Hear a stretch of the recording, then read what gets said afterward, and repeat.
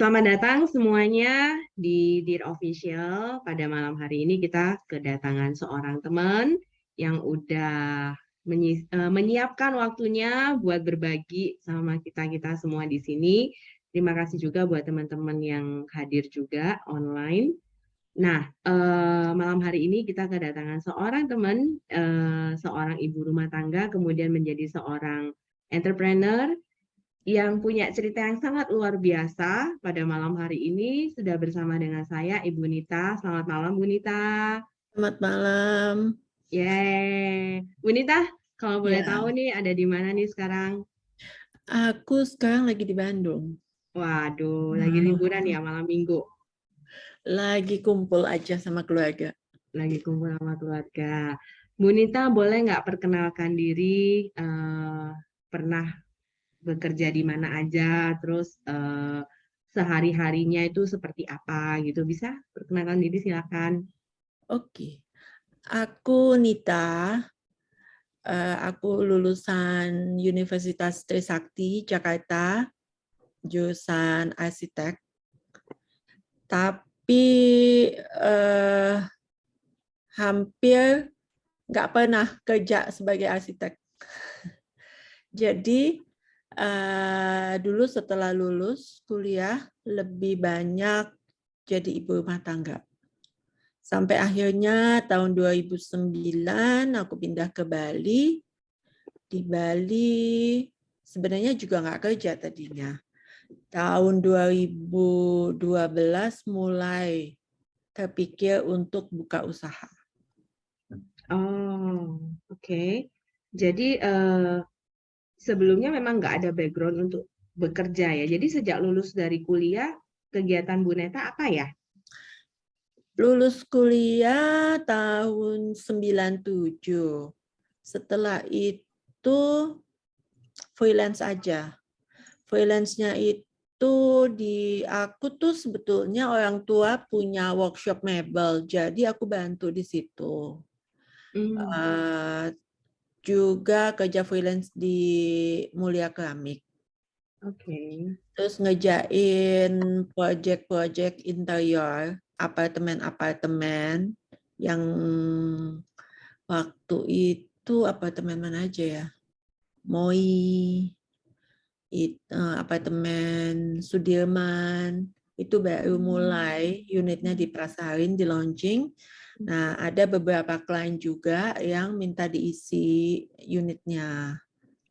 Jadi kerjanya aku tuh cuma gitu aja sampai akhirnya nikah. Nah, setelah nikah itu nggak kerja sama sekali, cuma jadi ibu rumah tangga aja. Sampai anakku SMA. Oh, SMP, sampai anakku SMP. hmm. Kalau boleh tahu anaknya berapa nih Bu Nita? Anaknya satu. Anaknya satu. Sekarang sudah besar. Sekarang kuliah Oh, sekarang sudah. tingkat semester 5. Hmm. Nah, Bu Nita, ini kan dulu sempat berarti sempat membantu orang tua ya untuk di bengkel mebel ya. Jadi custom gitu ya mebelnya ya. Iya, custom. Oh, oke. Terus kemudian setelah membantu itu kemudian Bu Nita kan menikah, Uh, terus sudah nggak boleh kerja. Itu memang kesepakatan bersama atau memang keinginan dari Bu Nita sendiri nih? Itu sebenarnya udah kesepakatan sejak kita masih pacaran. Jadi Hmm. jauh-jauh hari sebelum nikah, memang udah tahu gitu. Kayaknya nih dia bakalan nggak izinin nih gitu. Jadi setelah udah mau deket-deket serius mau nikah tuh emang udah tahu sebelum dia ucapin tuh kita udah tahu nih bakalan nggak kerja nih gue nih, arsiteknya bakalan ditinggalin gitu. Oh, Tapi ya itu jadi kesepakatan kita karena aku pikir ya nggak kerja formal itu bukan berarti perempuan nggak kerja. mm-mm. Gitu. Jadi aku setuju sih sama semua. Maksudnya dia kasih alasan kenapa aku nggak boleh kerja itu aku terima alasannya dia gitu. Berarti memang udah kesepakatan dan Bu Nita sebelum diucap pun udah merasa ya, kayaknya Udah nggak boleh masa, kerja. iya jauh-jauh hari masih pacaran udah ngerasa ini bakalan nggak kerja nih. Tapi aku ya itulah maksudnya aku sendiri ngerasa cari ilmu itu setinggi-tingginya nggak akan sia-sia walaupun kita nggak kerja formal gitu. Ya, Jadi betul. kerja sebagai ibu rumah tangga juga kerja sih. Betul, betul. Jadi benar-benar waktu itu setelah menikah, Bu Nita benar-benar murni pekerjaannya adalah ibu rumah tangga ya, nggak ada bisnis atau apa ya. Keinginan untuk bisnis atau keinginan untuk bekerja kembali itu ada nggak waktu Bu Nita selama pernikahan itu? Nggak ada sih. Nggak ada ya. Memang. Eh, Ya, nikmatin banget sih. Waktu itu mm, betul-betul menikmati. Jadi begitu udah kita sepakat nggak kerja, itu aku mm, betul-betul menikmati gitu, mm, menikmati jadi ibu rumah tangga yang pengangguran setiap hari mm, cuma mm. fokus sama anak, rumah, suami itu aja sih. Tapi ya itu saat-saat menyenangkan juga. Ya, betul. Karena memang dinikmatin ya, Bu. Jadi apapun pekerjaannya, apapun kondisinya, kalau memang kita nikmatin, memang enjoy ya. Betul. Nah, Bu Nita kan sempat sekilas saya dengar cerita itu sempat bekerja di sebuah pabrik keramik. Hmm. Bagian apa itu Bu Nita kalau boleh tahu? Aku cuma desain. Jadi Hmm. aku kerja di situ freelance. Itu bagian freelance desain keramiknya gitu. Jadi Wow. nggak di pabriknya sih. Sebenarnya aku lebih di office-nya Mm, dan freelance itu. Jadi mereka kalau mau ngeluarin mm, desain baru mm, itu biasanya dia kasih warna-warna yang akan dia mm, keluarin. Terus kita beberapa desainer gitu coba bikin pola-pola baru, desain-desain gitu. mm. Atau mereka misalnya ada project untuk hotel atau apa yang biasanya tuh di lobi kan ada lantainya tuh apa ya, keramiknya kan nggak polos tuh. Biasanya suka Mm, ada yang ada desainnya apa motif misalnya bunga atau mm. bintang. Nah itu juga salah satu kerjaannya itu bikin Oh, iya, pola-pola itu. iya, iya. Nah, terus Bu Nita, selama itu pekerjaan waktu sebagai seorang desainer keramik, itu sebelum menikah ya berarti ya? Iya. Sebelum nikah ya. Nah, Iya. setelah dari desainer keramik itu kalau nggak salah Bu Nita langsung menikah, terus nggak kerja, terus tiba-tiba kenapa bisa sekarang ini denger-dengernya nih Bu Nita sampai bisa ekspor, melakukan pameran sampai ke luar negeri itu gimana ceritanya? Dan apa yang memotivasi Bu Nita? Itu pekerjaan yang enggak disangka-sangka, kebetulan. Kebetulan tapi apa ya, asik gitu. Jadi aku tuh kalau dulu awalnya aku tuh kan suka banget pakai tas gitu. Tas-tas modelnya yang unik-unik, yang nggak biasa gitu, itu aku pokoknya suka banget. Kebetulan waktu itu aku dari Aceh. Aku pakai tas dari Aceh. Aku jatuh hati banget tuh sama tas-tas di Aceh. Aku beli, aku pakai. Itu banyak banget yang suka. Terus mereka bilang, oh ini barang dari Thailand ya. Oh kamu beli di mana? Bagus banget gitu. Aku selalu bilang ini produk kita loh, ini produk lokal gitu. Sampai akhirnya aku terpikir, iya ya, itu satu di antara banyaknya orang komen sama tas-tas aku yang sebenarnya buatan Indonesia gitu, kerajinan-kerajinan Indonesia. Jadi waktu itu aku pikir iseng aja gitu. Ya udah, jadi kalau ada teman, gue suka deh tas lo, ya udah nih buat lo gitu. Terus ada lagi yang gitu, oh ya nih gue kasih nih gitu. Terus aku pikir lama-lama, oke deh, dari teman ke teman aku bisa ikut promo nih produk-produk Indonesia ya gitu. Jadi aku kadang-kadang kalau beli tas nggak satu, belinya 2, 3. Yang 2 boleh teman ada yang mau dijual nih. Tadinya begitu. Oh, Sampai terus? akhirnya aku memutuskan belinya banyak nih gitu. Oh, aku kayaknya nih mau mulai pengen ini nih, pengen jualan tas nih, tas-tas produk Indonesia. Belinya mulai banyak. Akhirnya nemu beberapa yang bentuknya tuh unik banget dan aku suka gitu. Aku pilih waktu itu tas dari Aceh, dari Kalimantan, sama dari Jawa Barat. Itu 3 pilihan dulu. Aku pikir itu dulu deh yang mau aku jual. Pertama kali cuma jual aja. Sama sekali nggak ngedesain, sama sekali nggak belum produksi sendiri. Baru ambil aja. Setelah itu aku buka toko kecil di Bali. Dari situ kok bagus ya responnya, turis-turis kok suka ya. Nah itu. Dari situ mulai itu aku berpikir untuk ngedesain tas, tapi nggak menghilangkan kekhasan kerajinan lokalnya gitu. Setahun nggak setahun, mungkin sekitar setahun aku bergabung sama organisasi UMKM, tapi yang orientasi ekspor di Bali. Namanya Bedo.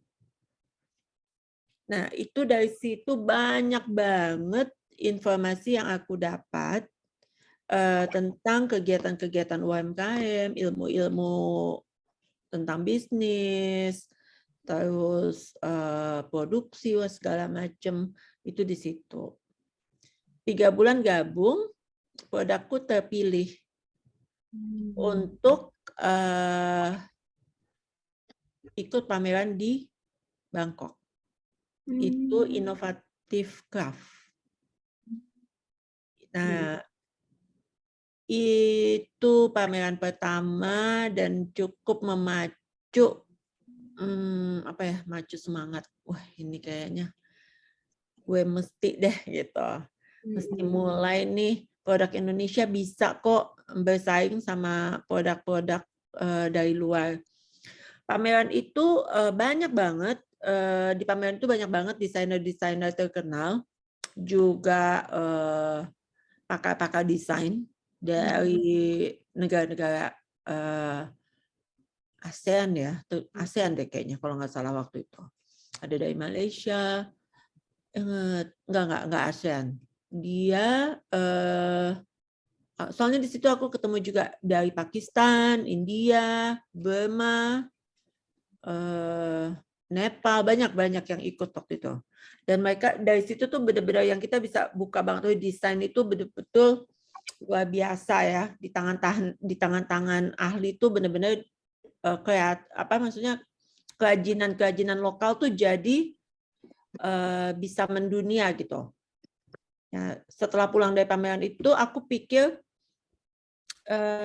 kerajinan Indonesia juga bisa. Jadi aku nggak cuma mau menjual aja, tapi aku mau coba bantu pengrajin-pengrajin yang memang udah terampil, tapi cuma kurang di desain atau kurang di kualitinya aja gitu, supaya bisa bersaing. Nah, itu aku mulai produksi sejak itu. Jadi dari sejak Bu Nita pindah ke Bali, pertama bermula dari sebuah kesukaan ya pakai produk-produk Indonesia, kemudian teman tanya, kemudian tertarik. Setelah itu Bu Nita mencoba untuk berjualan. Jadi ada tahap-tahapnya ya. Jadi waktu Bu Nita sudah coba jualan, mungkin secara kalau zaman sekarang kita bilangnya online kali ya, karena belum ada store ya waktu itu ya. Belum. Setelah itu baru Bu Nita coba lagi untuk membuka store-nya, membuka tokonya di Bali juga ya Bu ya? Iya, di Bali. Nah, kan kesepakatan antara suami itu kan nggak boleh kerja nih Bu Nita. Kemudian tiba-tiba Bu Nita boleh kerja lagi itu gimana? Nggak apa-apa sama suami atau gimana? Apa ya? Mungkin dalam pikiran dia yang namanya kerja itu kan kerja kantoran dari pagi sampai sore, terus kita nggak bisa ketemu atau kita kita terbatas karena waktu gitu. Nah ini tuh kan kerjanya di rumah gitu. Dia bisa ketemu kapan aja. Maksudnya waktunya lebih fleksibel. Anak-anak bisa terawasi juga tetap gitu. Jadi kayaknya dia mulai yang nggak merasa terganggu tuh dengan kerjaannya aku itu gitu. Sampai akhirnya oke deh gitu. Berarti itu Oke salah deh. satu alasan ya yang membuat suaminya Bunita akhirnya mengizinkan Bunita untuk bekerja tapi dari rumah ya, karena dia udah ngeliat nih, nggak apa-apa lah, akhirnya juga nggak keganggu ya. Jadi pengalaman buat ibu-ibu kalau suaminya ngelarang kerja, ternyata bisa cari celahnya juga. Bisa jualan online dulu dari rumah ya, yang sekiranya memang tidak memakan banyak waktu, tapi masih bisa ngurusin rumah tangga, bisa ngurusin anak-anak gitu ya Bu ya. Nah Bu, setelah Ibu memulai buka toko akhirnya di Bali, nah waktu buka toko di Bali ini kan pangsa pasarnya memang banyak-banyak itu, kalau zaman dulu sebelum COVID mungkin lebih banyak orang-orang luar ya Bu ya yang berminat ya. Terus kemudian Ibu kenapa tiba-tiba itu bisa pengen masuk ke dalam sebuah grup atau komunitas ekspor Bu? Sebuah foundation ya itu ya? Ya itu juga kayaknya bisnisnya aku ini semuanya tanpa sengaja deh. Soalnya aku tuh nggak tahu ini satu organisasi UMKM yang berorientasi ekspor tuh aku juga nggak tahu gitu. Jadi aku lagi pameran kalau di Bali tuh kita ada kayak apa ya, kayak Sunday market, weekend market gitu yang cuma adanya di hari Sabtu, Minggu gitu. Aku lagi ikut itu salah satunya.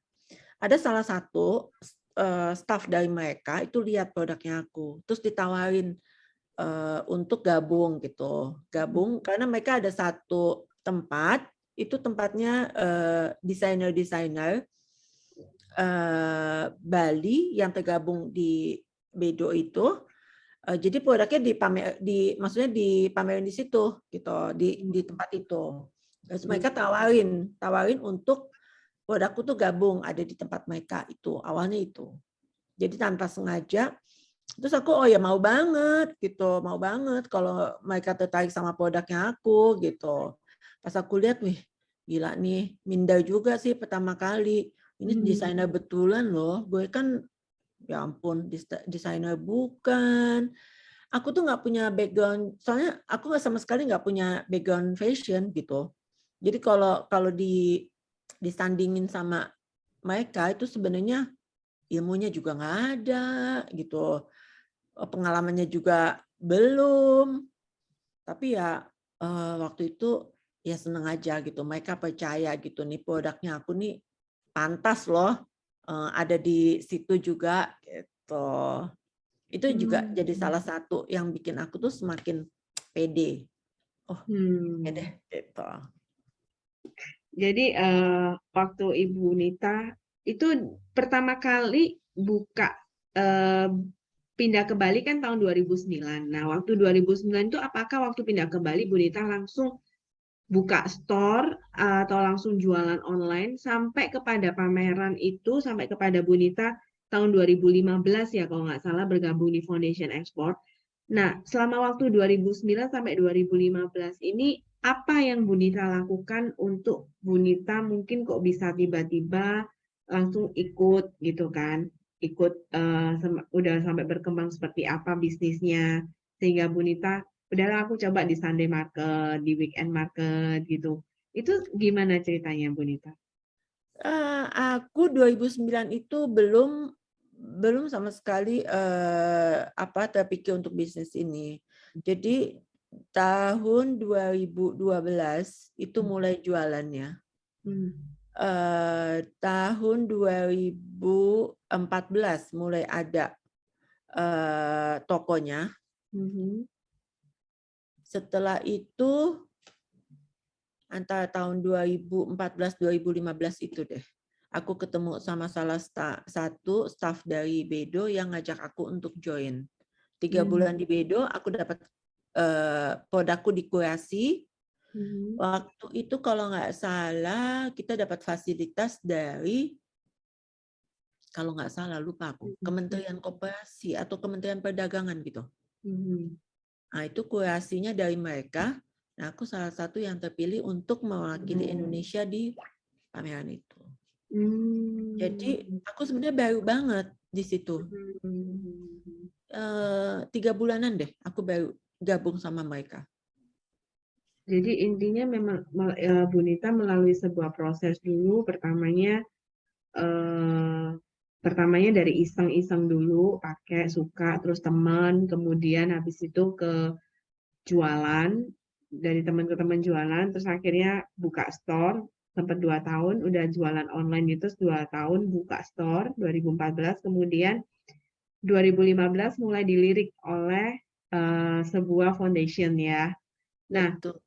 tantangannya apa Bu Nita dalam menghadapi, kita kan tahu ya antara kita bikin kualitas untuk Indonesia, untuk kita pakai dalam negeri dengan untuk kita pakai ke luar negeri. Ini kan tantangannya nggak mudah. Karena kan pasti ada sebuah tantangan atau sebuah yang harus kita perbaiki lah dari segi kualitas maupun segi desain. Apakah ada kendala atau gimana Bu Nita? Ceritanya kok bisa sampai akhirnya bisa eksis sampai sekarang? Kendalanya banyak sih di awal-awal, terutama sih dari akunya sendiri yang ilmunya nggak menurut aku ilmunya nggak cukup sih untuk itu gitu. Jadi aku sambil jalan sambil belajar gitu. Kadang-kadang belajar dari pengrajin juga, dari tukang-tukang juga yang emang udah pengalaman, kayak misalnya tukang jahit gitu. Aku tuh sebenarnya nggak tahu kan gimana cara jahit tas. Terus kalau nanti ada yang rusak itu mesti diapain gitu. Jadi aku kadang-kadang belajar juga dari mereka gitu. Jadi kita sama-sama belajar. Ilmu yang aku punya aku coba kita saling sama pengrajin tuh saling saling bantu deh supaya kita bisa punya produk yang bagus gitu. Mungkin aku dapatnya dari segi punya kelebihan di desain gitu. Tapi untuk keterampilan produksinya mungkin mereka lebih banget dibanding aku gitu. Nah, itu pertama sih itu aku belajar karena aku ngerasa aku nggak punya ilmu. Jadi di awal-awal itu banyak-banyak ikutan seminar, cari-cari ilmunya nih, cari-cari tentang fashion yang lagi ngetren gitu-gitu. Terus kalau dari produksinya, aku kan nggak ngerti. Jadi kadang-kadang pengrajin tuh kayak kurang percaya gitu. Aduh, kayaknya nih mungkin dalam hatinya mereka, pintar-pintaran gue, tapi lu yang sok tahu gitu. Ya kan? Jadi mereka tuh kadang-kadang kesel gitu, yang kalau aku kebanyakan omong tuh kayak yang nggak bisa Bu, itu nggak bisa dibikin begitu, atau yang aduh Bu itu tuh susah banget gitu. Kayaknya mereka kesel gitu, ini ibu ini kebanyakan mau nih desainnya begini-begini, mau ini dia nggak ngerti bikinnya susah gitu. Ya itu awalnya itu. Terus sampai aku coba terangin gitu loh. Ayo kita sama-sama maju gitu. Barang kamu ini akan aku bawa. Aku terangin sama mereka. Barang kamu ini akan aku bawa. Nanti kita akan bersaing gitu loh sama produk-produk dari negara lain gitu. Tapi kadang-kadang namanya pengrajin tuh kan yang penting ya kadang-kadang mereka tuh kesel gitu yang Ibu pameran-pameran yang penting kan order gitu kan. Yang penting kan orderan dong. Pameran bikin sampel terus. Pengrajin tuh paling nggak suka bikin sampel. Oh Karena ya. sampel itu susah kan. Sampel itu susah. Yang pertama belum tentu satu kali bikin langsung jadi. Mungkin berkali-kali baru jadi gagal, ada yang salah gitu. Dan di awal-awal itu aku juga nggak ilmunya juga nggak ada gitu. Jadi kadang-kadang aku cuma tahu ini desain loh, nih aku kasih ke dia, aku mau yang kayak gini gitu. Terus pengrajin kan pusing ya, aduh ini susah bikinnya Bu gitu. Udah dibikin nanti kancingnya copot, iya Bu soalnya nggak kuat Ibu maunya begini sih gitu. Bilang ini susah gitu. Jadi akhirnya kebanyakan ributnya sama pengrajin. Gitu. Terus pengrajin mulai kesel sama aku. Udahlah Bu, jangan yang terlalu susah-susah desainnya. Yang penting tuh orderannya Bu. Kita tuh dapat orderan banyak. Gitu. Nah, sedangkan kalau kita mau pameran, itu kita nggak bisa bawa yang biasa-biasa aja. Kita Betul, harus bawa yang sesuatu yang beda betul, gitu. Supaya betul. kan kita dilihat. Kan percuma capek-capek keluar walaupun difasilitasin kementerian kayak apa gitu kan tetap aja kan. Ya buat apa gitu kan sia-sia. Maunya kan keluar, memang udah dipilih, dipercaya, kita bisa bawa yang bagus gitu. Betul. Nah, itu masalahnya. Kayaknya kalau masalah ya itulah masalahnya karena atau ada bahan yang mereka nggak biasa bikin gitu. Itu juga sering kali jadi masalah gitu karena mereka harus belajar juga bahan mungkin yang lebih tipis, ngerjainnya lebih susah, mesti lebih pelan-pelan gitu. Mungkin Berarti dari tantangannya cukup banyak ya Bu. Jadi nggak cuman selihat kita segampang lihat, oh enak ya pameran di luar gitu ya. oh ya ya. Pameran di luar sih memang enak pamerannya, tapi proses menuju ke sananya kadang-kadang kita wah, biasanya tuh kan kalau pameran kita diumumin tuh sekitar 2 bulan deh gitu. 2 bulan tuh udah bagus ya, karena kan prepare-nya lumayan 2 bulan. Tapi kadang-kadang ada yang tinggal 1 bulan, tinggal 2 minggu Wih, gitu. mepet ya Bu ya. Ada yang mepet-mepet gitu juga gitu, karena mungkin kan mereka kurasi, hasil kurasinya baru selesai atau apalagi kalau pamerannya mungkin banyak peminatnya, jadi kan kurasinya juga yang dikurasi semakin banyak. Hmm. Oh. Bu, kalau boleh tahu, Ibu gimana ceritanya bisa tiba-tiba kalau kalau misalnya kita kalau kayak jualan itu kan gampang tuh ya, ya kita lihat barang cocok kita beli kita jual. Tapi kan Ibu kemudian belajar untuk mendesain sendiri, kemudian membuat desain sendiri. Tapi Ibu kalau desain oke, Ibu memang ada punya background sebagai desain ya sebelumnya. Tapi Ibu bagaimana caranya Ibu pertama kali setelah Ibu mendesain kemudian Ibu menemukan atau mencari pengrajin-pengrajin yang memang Ibu rasa bagus untuk membuat produk yang Ibu desain. Aku awalnya kan beli. Dari beli itu aku belinya nggak di apa ya, beli itu nggak di kayak di distributor atau di toko grosir gitu nggak. Maksudnya aku dulu memang awalnya beli itu langsung di pengrajin atau orang yang produksi gitu.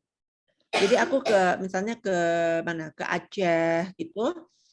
Biasanya di awal-awal itu aku beli, tapi aku tanya gitu, belinya tuh nggak cuma yang mereka juga cuma jualan, tapi aku tanya kamu produksi juga nggak gitu. Jadi aku memang ambil di toko-toko yang dia produksi sendiri barangnya gitu. Dari sekian banyaknya yang pernah aku ambil, yang aku pernah ajak kerja sama, itu akhirnya aku dapat beberapa pengrajin yang memang menurut aku kualitasnya memang udah bagus gitu. Jadi kayak jahitannya juga udah bagus, ini terus pemilihan pembuatan pola-polanya juga bagus gitu. Mereka udah, soalnya kan di awal itu kan aku sama sekali nggak ngerti gitu, nggak ngerti banget tentang apa. Jadi aku ngerasa aku perlu kayak potong jalan gitu. Aku nggak bisa nih cari pengrajin yang maksudnya aku yang ngajarin mereka, aku nggak bisa karena aku nggak punya background itu dan aku nggak punya kemampuan itu. Jadi aku memang dari awal udah cari pengrajin yang memang mereka udah Udah siap bisa ya. gitu, udah terampil di bidangnya. Jadi Betul. aku kasih desain itu kita kayak cuma discuss gimana nih gitu. Ini misalnya cuma di awalnya itu kan cuma di warna atau di pola apa itu sulamannya gitu-gitu. Kalau dari Aceh kan itu bordiran. Jadi aku ngedesain bordir, warna, kombinasi warna gitu. Tapi pola-polanya yang pola tasnya itu aku pilih yang mereka udah bisa. Karena aku juga nggak bisa. Betul, betul. Jadi kita juga harus punya strategi ya, Bu ya. Jadi kita tahu kemampuan kita ada di mana, kemudian ya kita harus punya strategi lain gimana caranya untuk jadiin produk yang kita mau ini yang kita udah desain ya. Iya, Jadi betul. Di jadi awalnya nggak, begitu. ya ya betul. Jadi nggak Soalnya langsung. iya, aku kan juga, maksudnya aku jalanin ini sambil belajar gitu. Jadi kadang-kadang setelah bertahun-tahun baru mulai ngerti, oh masang kancing itu ternyata kalau yang kuat itu mesti begini loh. Kalau misalnya kancing itu begini, ini nggak bisa gitu. Jadi mulai bisa nerangin ke pengrajin gitu. Oh kira-kira nih menurut aku nih begini nih ya Pak ya, bisa deh kayaknya gitu. Terus sama mereka dicoba-coba gitu. Awalnya sama sekali nggak bisa, udah ngandelin pengrajin aja bikin. Aku cuma bisa ngedesain doang, bantu ngedesain aja gitu, supaya produknya itu jadi lebih apa ya, lebih ngetren deh gitu, lebih bisa ngikutin tren. Kalau dibawa keluar itu, oh ya, dari itu aja dulu. Tadinya itu aja. Nah, kemudian Ibu bisa tentang pemilihan bahan nih. Ibu belajar milih bahan ini kan maksudnya dari apakah memang karena punya background mebel atau memang belajar lagi untuk milih-milih bahan gitu? Kalau bahan mungkin karena aku terbiasa ya dulu ada workshop mebel gitu. Kalau bahan agak sedikit ngerti gitu. Gitu kan bahan-bahan tas. Cuma kalau bahan-bahan tas itu lebih apa ya? Lebih bereksperimen aja gitu. Jadi aku liatin dari majalah-majalah, ya sedikit punya ngerti dari dulu, tapi kan itu kan mebel ya. Ini kan lebih ke tas. Kadang-kadang bahannya kurang pas gitu, kayak imitasi kulit kan. Kalau untuk mebel mungkin sama tas sedikit beda gitu. Aku lihat dari majalah-majalah, terus aku mulai sering ke toko-toko tekstil, mulai coba lihat kira-kira bahan apa yang bisa aku terapin di tas-tasnya aku. Kadang nggak cuma bahan-bahan untuk tas sih. Kadang-kadang aku suka gitu, aku suka apa ya, coba-coba. Jadi misalnya kayak bahan baju, untuk tekstil baju, atau tekstil untuk home decor gitu. Aku coba aja gitu, coba kira-kira ini bisa nggak ya diterapin. Ini lucu nggak ya, kayak ke tahun berapa ya, tahun 2018 kalau nggak salah, apa 2017, aku pameran ke Ottawa. Itu waktu itu aku pengen nampilin sesuatu yang agak-agak klasik gitu. Aku coba-coba cari apa yang bisa diterapin di tas-tas ini. Akhirnya aku memutuskan setelah lihat-lihat bahan, aku memutuskan pakai brokat. Gitu. Nah itu walaupun pengrajin, tukang-tukang ngomel semua, tapi akhirnya jadi juga. Yang paling susah itu ngedesain dari bahan apa nih, Bu? Paling susah itu dari bahan-bahan yang tipis dan licin. Itu. Jadi harus didobel, harus dilapis dengan bahan lain di dalamnya supaya dia nggak terlalu apa ya. Soalnya itu ada tas-tas yang sering aku bawa pameran itu jadi trademarknya Amdis Kastara, itu tas bawahnya itu pakai heel kayu. Itu bikinnya sedikit, nggak semua pengrajin bisa bikin gitu. Nah mereka akan kesulitan pakai bahan-bahan itu aja udah punya apa ya, punya tantangan tersendiri buat mereka bikin tas itu. Kalau ditambah bahannya agak licin, itu agak susah bikin tas itu kelihatan jadi rapih gitu, bagus gitu. Karena bentuk tasnya udah agak sedikit unik. Berarti Ibu, kalau boleh tahu, Ibu ini pameran sudah ke berapa negara nih yang memamerkan produk-produk Indonesia ini? Aku pertama kali ke Bangkok. Ke Thailand itu lumayan 5 kali kalau nggak salah ya. Di Bangkok itu ada Innovative Craft, ada Big Bih, ada Otop. Otop itu produk-produk unggulan Thailand dari seluruh Thailand, terus pameran di Bangkok, dan dia kasih fasilitas biasanya untuk beberapa negara pamerin produknya. Nah itu aku ikut juga terpilih untuk itu. Terus setelah itu ke Manila. Manila itu di Manila Fame. Manila Fame sama seperti apa ya, kayak kumpulan produk-produk unggulan Filipina gitu. Manila Fame itu 3 kali. Setelah itu aku sempat ke Kambodia, Pakistan, Kanada.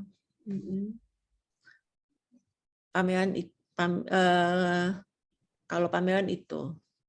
Tapi produk ini udah ada buyer-nya di Belanda. Maksudnya ada buyer tetap ya. Belanda, di Kanada, di Filipina, terus Singapura sama Meksiko. Wow, jadi sampai Belanda, Kanada, Meksiko, Filipina.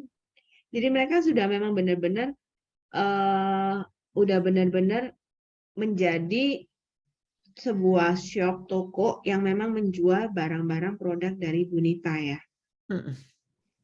Dan itu memang sudah rutin, sudah berjalan berapa tahun ini, Bu? Sejak kapan ya?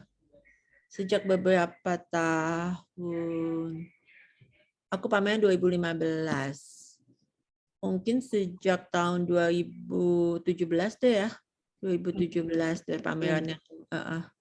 2017. Kalau yang ke Belanda itu memang dapat bayarnya di Bali. Kalau yang di Belanda. Terus kalau yang di Singapura juga di Bali. Itu bukan karena dari tempat, maksudnya bayarnya bukan di tempat pameran, dapatnya di Bali. Kebetulan mereka lagi datang ke Bali lihat, terus mereka tertarik untuk jual, mereka beli beberapa, setelah itu baru kita kerjasama rutin. Nah, yang di Singapura itu dia memang mau pasarin Singapura dan Meksiko. Gitu. Apakah mereka pernah minta desain sendiri atau memang desain diserahkan kepada Bunita? Biasanya kita akan discuss dulu. Kalau ada desain yang mereka kalau yang di Belanda itu mereka nggak ada desain dari nggak custom. Jadi semua desain dari aku, cuma kita akan diskusin dulu sebelum pengiriman. Kalau yang di Singapura itu dia kasih kayak kayak bulan ini tuh dia mau temanya apa. Nanti 3 bulan lagi dia maunya temanya apa gitu. Walaupun desain nanti kita kasih beberapa alternatif desainnya, setelah itu baru produksi. Gimana nih Bu, suka dukanya mengembangkan hobi kerajinan tangan seperti ini Bu? Suka dukanya. Sukanya pasti iseng-iseng. Aku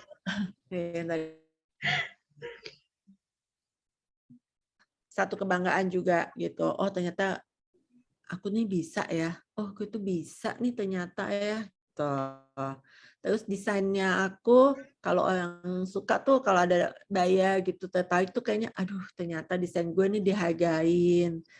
Nah terus kalau pameran tuh bawa produk Indonesia nih nggak kalah nih gitu kan. Kalau mungkin kalau kita di sini jualan nggak terlalu sih merasa itunya ya, rasa itu tuh kayaknya biasa aja jualan. Tapi kalau kita bawa produk Indonesia terus pameran di luar bersaing sama produk-produk lain, terus mereka tertarik, terus mereka ada yang ada buyer yang tertarik untuk jadi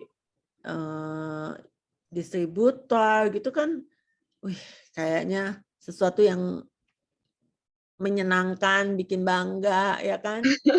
Betul. Jadi ada Ya satu, kalau kalau aduh, aku kok putus-putus ya. enggak kayaknya, berarti eh, Bu Nita, suara saya jelas? Halo, ya, ya, Suara saya jelas, Bu ya, Nita? ya, oke, Oke. Nah, jadi ya, waktu ya, waktu waktu pertama kali ini kan Bu Nita ikut ke dalam sebuah asosiasi dulu ya, sebuah foundation. Baru kemudian pada saat di situ Bu Nita mulai belajar, kemudian ditunjuk, ya. Setelah ditunjuk kemudian mulai belajar untuk mengembangkan kemampuan ya Bu Nita ya. Jadi kita mau produk kita diterima di pasaran pun maupun itu lokal dan internasional pun kita juga harus mengembangkan produk-produk ini dan kita harus juga mau searching ya Bu ya untuk cari dan pokoknya nggak boleh males gitu ya. Tantangannya betul, juga banyak ya. betul, betul. Dan semakin kita lihat, maksudnya semakin kita sering ikut pameran keluar, kita semakin bisa lihat tuh dari negara lain juga pengrajinnya luar biasa gitu kreatifnya, dan produk mereka juga bagus-bagus gitu. Jadi itu salah satu yang memacu aku juga, oh ya kita juga harus gitu loh, nggak cuma bisa, maksudnya jangan cuma nyantai-nyantai aja punya produk bagus tapi kualitasnya kurang juga nggak bisa bersaing gitu.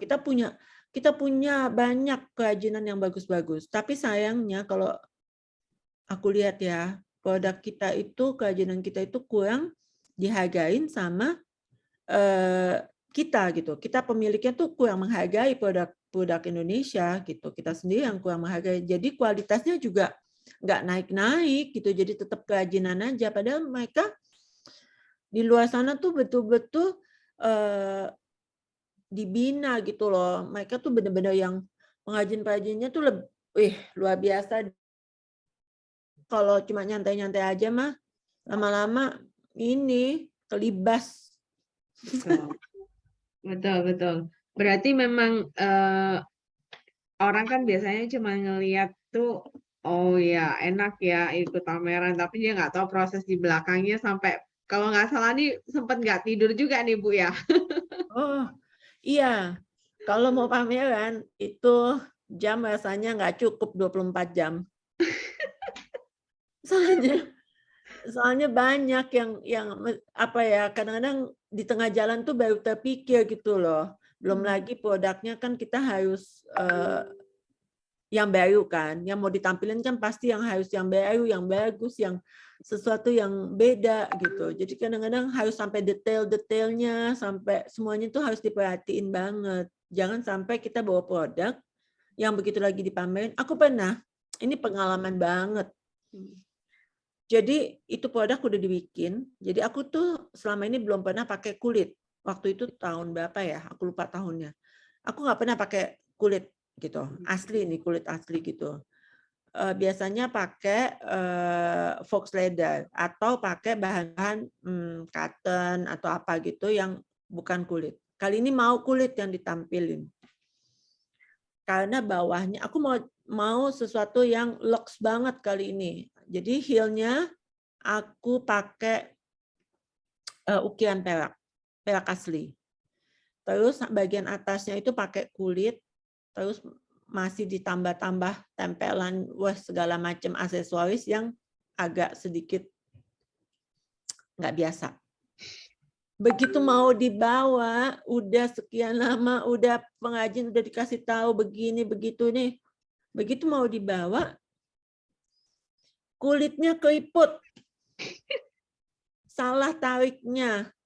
Gimana ya? Tapi kan karena waktunya mepet banget, aku udah nggak bisa lakuin apa-apa lagi. Harus dibawa juga, karena waktunya udah mepet, tinggal mau berangkat. Aku bawa, aku pajang. Kalau bayar, nggak terlalu ini, maksudnya ya mereka cuma lihat. Ada bayar yang cuma lihat, oh ya ini desainnya bagus. oh ini apa, mereka tertarik untuk beli, pasti mereka oh ya minta katalog. Itu ada juga yang, tapi ada buyer yang lihat sampel, terus dia lihat kualitinya banget gitu. Gimana apa yang sampai dibolak-balik, dilihat-lihat gitu. Terus dia bilang, ini kenapa ya? Kok kulitnya kayak begini? Dia bilang gitu. Terus aku kan nggak bisa omong apa-apa lagi ya, gimana ya. Terus aku bilang, ya maaf ini sampel, tapi nanti kalau misalnya kamu tertarik untuk bikin ini, aku bikin sampel produk dulu buat kamu gitu. Nggak kayak begini gitu. Ini ada sedikit kesalahan. Terus dia bilang katanya, tapi kan ini pameran ya, kenapa kamu bawa produk jelek ya? Dia bilang begitu. Aduh itu tuh aku rasanya tuh nih muka mau simpan di mana gitu. Tapi juga nggak bisa bilang apa-apa. Ya itu pengalaman banget yang aku nggak bisa lupain gitu loh. Itu aduh rasanya dunia runtuh banget deh. Ada buyer bilang begitu. Betul betul. Saya bisa membayangkan sih Bu Nita kalau dihadapkan seperti itu. Iya, bingung. Aku mau jawabnya gimana lagi ya? Iya betul sih yang diomongin gitu. Ngapain sih lu bawa produk jelek gitu kan? Iya. Aduh. Bu Nita, jadi itu pengalaman tapi itu sebuah pengalaman yang akhirnya mengajarkan kita ya untuk lain kali kita tuh mesti prepare ataupun kita punya backup ya mungkin ya. Iya, betul betul. Jadi setelah pengalaman itu terjadi, apa yang Bu Nita lakukan untuk tidak mengulangi kesalahan yang sama gitu? Aku biasanya sekarang kalau aku jauh-jauh hari mau pameran, aku sekarang nih misalnya pameran itu biasanya kan kalau sekarang kan udah tahu tuh pameran tuh kira-kira misalnya adanya di bulan Maret gitu. Kemungkinan kita akan diundang di bulan Maret atau di bulan Oktober gitu. Jadi kalau kepingin bereksperimen sama bahan jauh-jauh hari. Bikin aja dulu, bikin terus sampai tukang itu nggak kaget sama bahan itu. Atau kalau kepingin desainnya itu nggak biasa gitu, misalnya ada polanya yang akan diubah, juga kita akan jauh-jauh hari ubah gitu. Nggak mepet gitu. Kalau dulu kan mau pameran, sebulan baru kita bikin gitu, sampai yang kelabakan siang malam terus kita bikin gitu. Kalau sekarang enggak, jangan begitu deh. Jangan bikin malu diri sendiri. Jadi jauh-jauh hari persiapin, coba-coba bereksperimen dulu, cari-cari bahan yang udah pasti tukang bisa bikin, hasilnya memuaskan, itu yang kita bikin. Dan bikinnya lebih maksudnya enggak yang apa ya, kalau dulu kan kayak satu, tapi sekarang ada backupnya gitu. Misalnya sekali bikin tuh 3. Jadi kita bisa pilih lagi nanti yang mau dibawa tuh yang mana dari 3 itu. Oh ya, ya, jadi udah belajar dari pengalaman yang tidak menyenangkan. Jangan bikin malu diri sendiri di pameran. Betul. Nah, terus Bu Nita, ini saya boleh tanya nih, kalau misalnya kan kalau Bu Nita itu kan memang waktu itu bertemu dan masuk ke dalam sebuah foundation. Nah, apakah untuk melakukan pameran ke luar negeri itu kita harus selalu ikut foundation itu atau ikut perkumpulan atau ikut apa sih Bu sebenarnya? Enggak sih. Aku dulu pertama kali memang jadi Bedo itu kan kayak organisasi ya. Di situ memang dia itu memfasilitasi UMKM yang kepingin ekspor gitu. Jadi nanti kita ada seminar gratis atau ada gathering yang dibarengin sama misalnya ada tamu untuk nerangin kayak dari dinas atau dari kementerian atau dari mana yang nerangin misalnya tentang perizinan atau apa gitu. Nah, kita nambah ilmunya dari situ.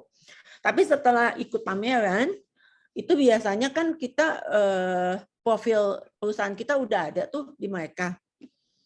Nah, itu biasanya kayak perwakilan kita di luar kayak KBRI, ITPC, itu mereka punya nih profil-profil dan itu mereka mungkin saling share. Jadi kadang-kadang aku dapat undangan lewat email gitu. Misalnya dari Kementerian Koperasi, Kementerian Perdagangan, atau dari ADDAK gitu. Jadi nggak selalu dari organisasi itu. undangannya. Hmm. Apa berarti kita bisa mengajukan atau gimana ya Bu ya? Kalau untuk memulai sebuah bisnis misalnya kan seperti kita punya produk sendiri, tapi kita pengen ikut pameran. Menurut Bu Nita, jalan mana sih yang bisa kita lakukan gitu? Buka website kementerian kita. Di situ biasanya mereka akan ada gitu kapan mereka mau buka kurasi untuk pameran keluar untuk UMKM.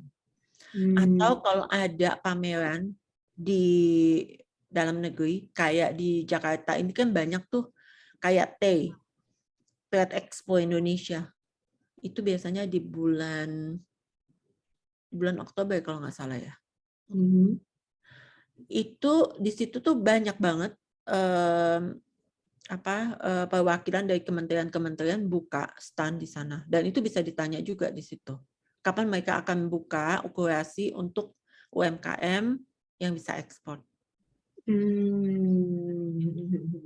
Berarti kita bisa mulai mencari dulu, kemudian kita mengajukan ya. Setelah kita Iya, mencari, kita mengajukan produk kita seperti ini, kita mau ikut ekspor gitu, bisa nggak gitu ya Bu iya, ya? iya. Atau hubungin ITPC.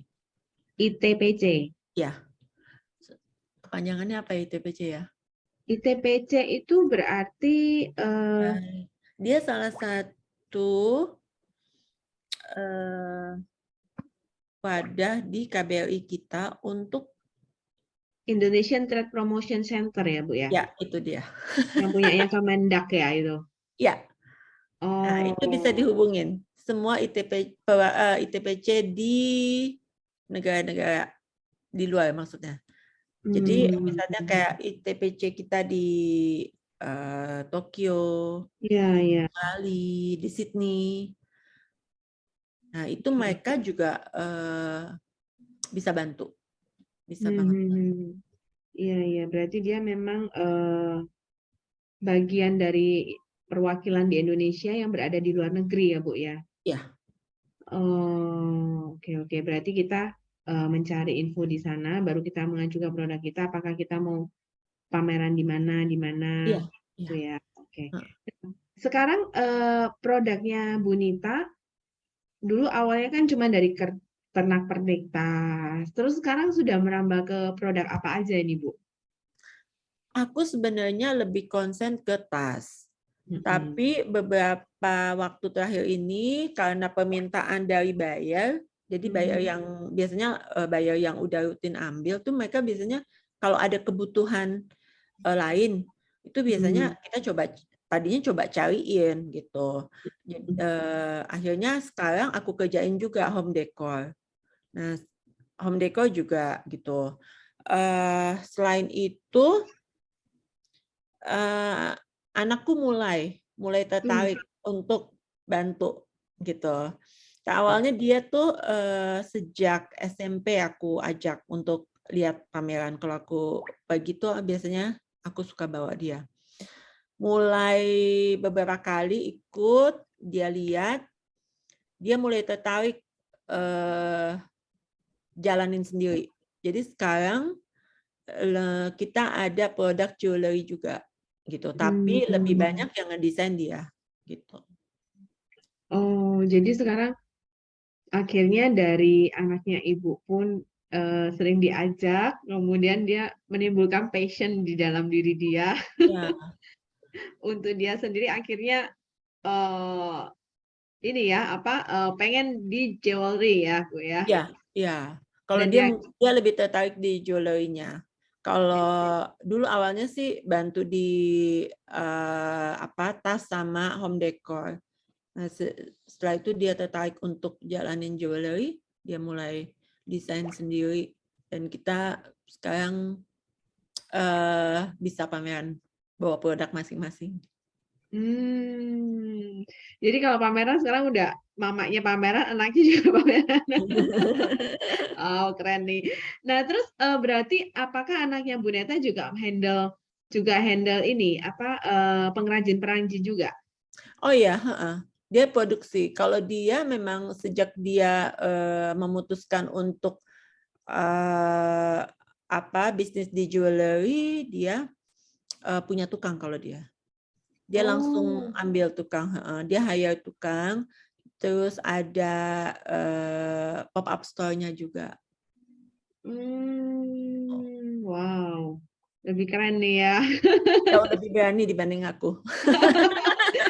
Betul, biasa anak-anak muda zaman sekarang ini dia lebih semangatnya dan dia berani mencobanya itu jauh lebih Iya, berani ya, jauh iya lebih berani betul. ketimbang kita ini. Mikirnya kelamaan Oh katanya. iya, Kalau mama mikirnya kelamaan. terlalu banyak pertimbangan nggak jalan-jalan ya Bu ya. Nah, Bu Nita, pernah dengar nggak ya ini, kalau misalnya UMKM itu Bu Nita selama menjalankan pameran keluar itu, apakah cuman produk-produk seperti handcraft atau ada produk-produk lain yang pernah Bu Nita lihat mungkin waktu di pameran itu, entah itu makanan mungkin atau apa, atau dia ada segmen-segmen pamerannya? Pameran keluar itu kadang memang khusus gitu. Misalnya kayak ada pameran yang memang untuk fashion aja. Tapi ada pameran yang multi produk gitu. Jadi ada beberapa macam. Ada fashionnya, ada makanannya, ada jewelry-nya juga ada yang digabung begitu. Dan pameran itu ada yang langsung ketemu sama buyer, ada juga sama pembeli gitu. Berarti memang makanan pun juga ada ya Bu ya? Ada Segala semuanya ada. produk di Indonesia juga Ada sebenarnya semua, ada semuanya. dipamerkan juga ya sampai Iya, keluar ya? iya, iya. Oh, oke. Jadi produk kita itu yang dipamerin keluar tuh udah banyak banget, gak cuma fashionnya aja, makanan-makanan, ada kopi. Kopi itu favorit banget ya. Maksudnya mereka banyak yang cari produk kopi Dari dari Indonesia. Salah satu buyernya aku itu cari kopi luwak dari Indonesia yang sekarang masukin ke Dubai. Oh, oke. Berarti produk-produk Indonesia juga udah mulai banyak dicari di luar negeri ya, Bu ya? Iya, iya, iya. Dan kita sebagai orang-orang Indonesia sebenarnya juga memang mesti bangga, tapi kita juga nggak bisa asal-asalan, tapi kita juga tetap harus mengembangkan kualitas dari produk-produk yang kita mau bawa ya, Bu ya. Betul, betul. Banyak orang kan mikirnya lah pameran habis itu sekali tembak aja, habis itu udah nggak ada lagi. Nah itu, jangan begitu. Iya, Banyak iya. sih, banyak juga yang begitu. Tapi sayang gitu.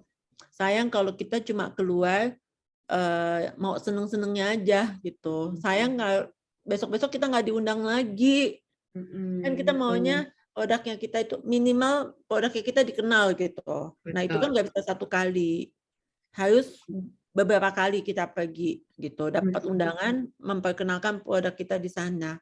Kalau produknya kurang bagus atau packagingnya seadanya gitu. Sayang kalau di kurasi nanti selanjutnya kita nggak terpilih. Ya, jadi fail ya, Bu ya. Ada nggak Bu ini di untuk penutup acara kita, Ibu mungkin punya tips nggak atau pesan-pesan buat teman-teman yang mendengarkan acara kita ini, gimana sih caranya memberikan semangat buat diri kita, juga memberikan masukan buat teman-teman yang mungkin baru mau mulai usaha gitu, juga beberapa masukan gimana untuk ikut pameran keluar gitu. Mungkin Ibu bisa kasih kita sedikit-sedikit tips gitu. Atau pengalaman-pengalaman dari yang Ibu jalanin gitu. Yang penting semangat. Semangat, yakin, fokus sama yang kita kerjain. Terus jangan tengah jalan seneng buat ganti-ganti apa ya? Ganti-ganti produk gitu. Maksudnya jangan yang baru jalanin jualan tas atau produksi tas terus tengah jalan aduh ganti deh produksi baju aja gitu. Itu tuh pantang banget deh kalau buat aku ya, karena kita akan ngabisin waktu. Dan jangan seneng ngikut-ngikut yang musiman aja. kita yakin aja deh gitu. Kalau memangnya kita niatnya mau bisnis, mau usaha yang panjang, yakin aja produk kita. Pertama, sebelum kita memulai itu kita yakin dulu produk kita bagus gitu. Ini produk nih bagus gitu. Kitanya sendiri harus yakin produk kita bagus. Jangan di tengah jalan ada orang bilang, aduh produk lu kurang bagus atau produk lu jelek ya. Terus kita, oh iya ya, jelek ya. Udah deh gue nggak lagi deh gitu. Jangan terpengaruh orang bilang jelek gitu. Kita yakin produk kita bagus, kita pede untuk menampilkan produk itu dan fokus, yakin kita. Kemampuan kita. Ya, jadi buat teman-teman semua, tips dari Ibu Nita, kita harus yakin sama diri kita kalau apa yang kita pasarin itu sebenarnya memang adalah sebuah produk yang bagus.